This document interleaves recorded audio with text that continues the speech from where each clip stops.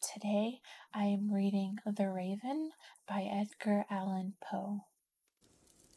Once upon a midnight dreary, while I pondered, weak and weary, over many a quaint and curious volume of forgotten lore, while I nodded, nearly napping, suddenly there came a tapping, as of someone gently rapping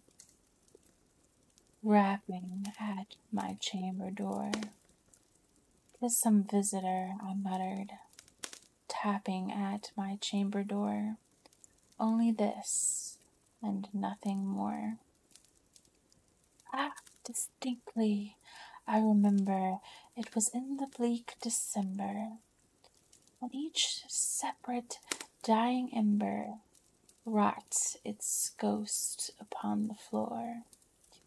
Eagerly I wished the morrow, vainly I had sought to borrow from my books surcease of sorrow, sorrow for the lost Lenore, for the rare and radiant maiden whom the angels name Lenore, nameless here forevermore. The silken, sad, uncertain rustling of each purple curtain thrilled me, filled me with fantastic terrors never felt before, so that now, to still the beating of my heart, I stood repeating, "'Tis some visitor entreating at my chamber door."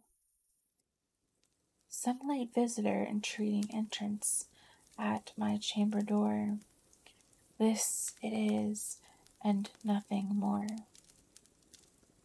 Presently my soul grew stronger, hesitating then no longer. "Sir," said I, "or madam, truly your forgiveness I implore.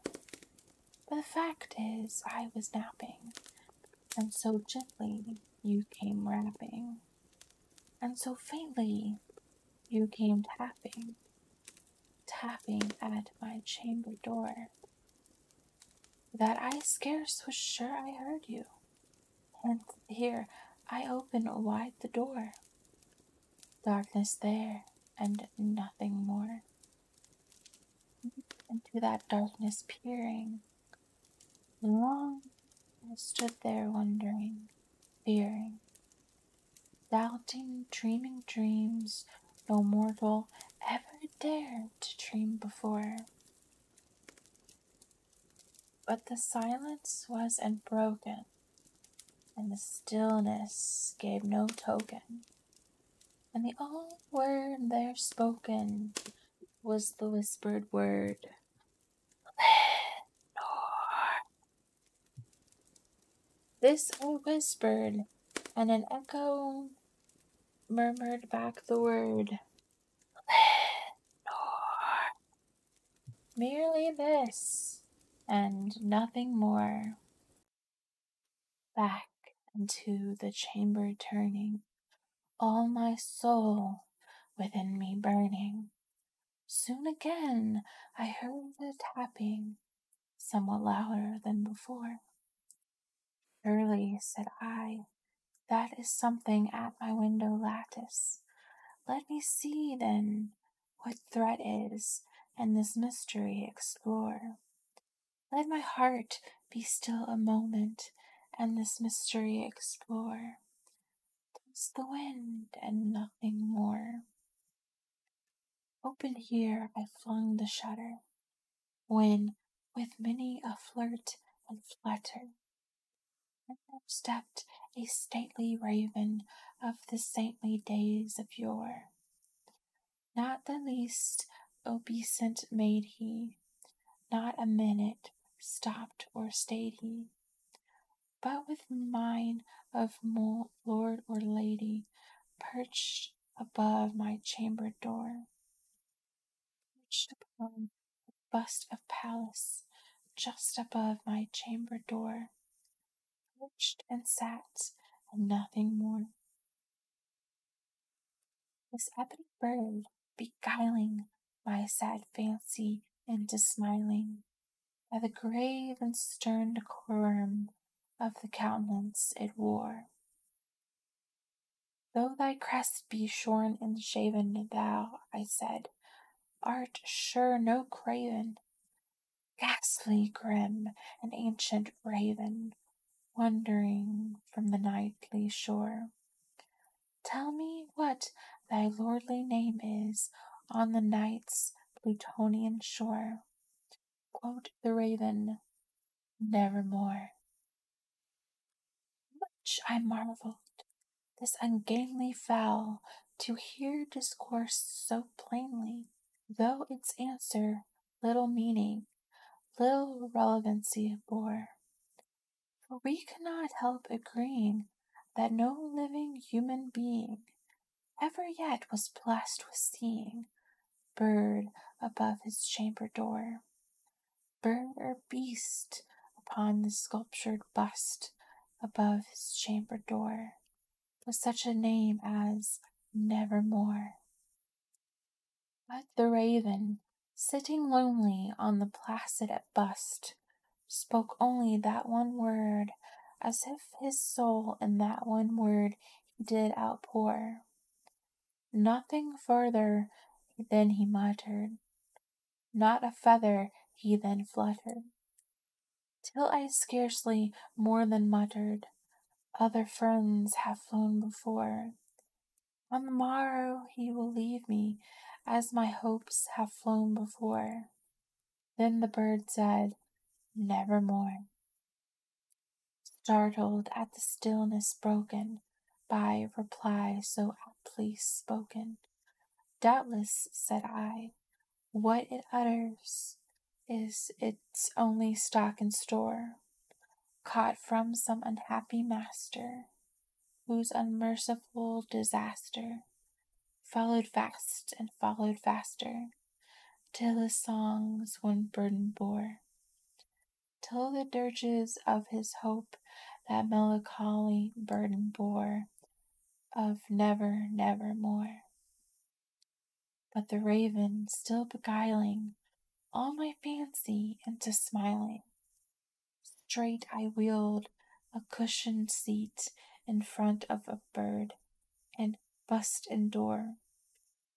Then, upon the velvet sinking, I betook myself to linking fancy unto fancy, thinking what this ominous bird of yore, what this grim, ungainly, ghastly, gaunt, and ominous bird of yore meant in croaking nevermore. This I sat engaged in guessing, but no syllable expressing to the fowl whose fiery eyes now burned into my bosom's core. This and more I sat divining, with my head at ease reclining on the cushion's velvet lining that the lamplight gloated over, but whose velvet violet lining with the lamplight gloated over, she shall press, nevermore. Then, methought, the air grew denser, perfumed from an unseen censer, swung by seraphim, whose footfalls tinkled on the tutted floor. Wretch, I cried, thy God hath lent thee, by these angels he hath sent thee, respite, respite, and nepenthe from thy memories of Lenore. Quaff, oh quaff this kind nepenthe, and forget this lost Lenore. Quote the raven, nevermore.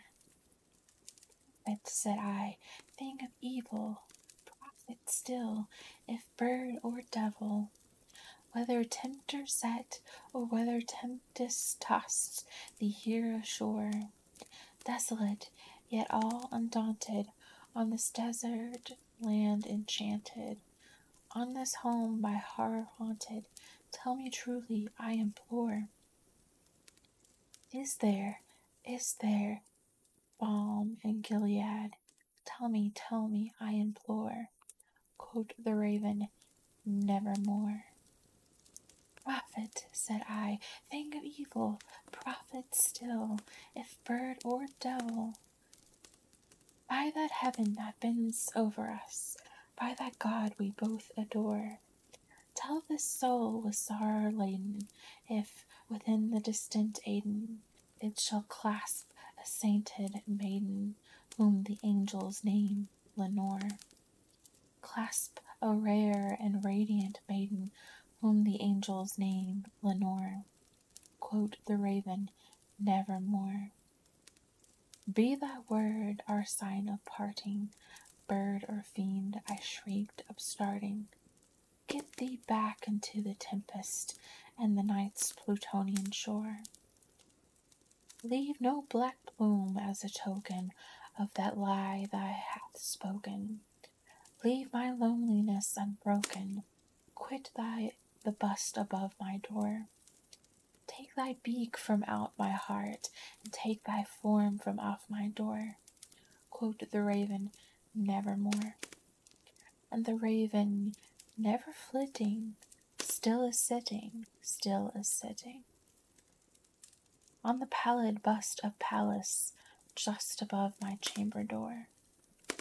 And his eyes have all the seeming of a demon's that is dreaming, and the lamplight over him streaming throws his shadow on the floor. And my soul from out that shadow that lies floating on the floor shall be lifted evermore.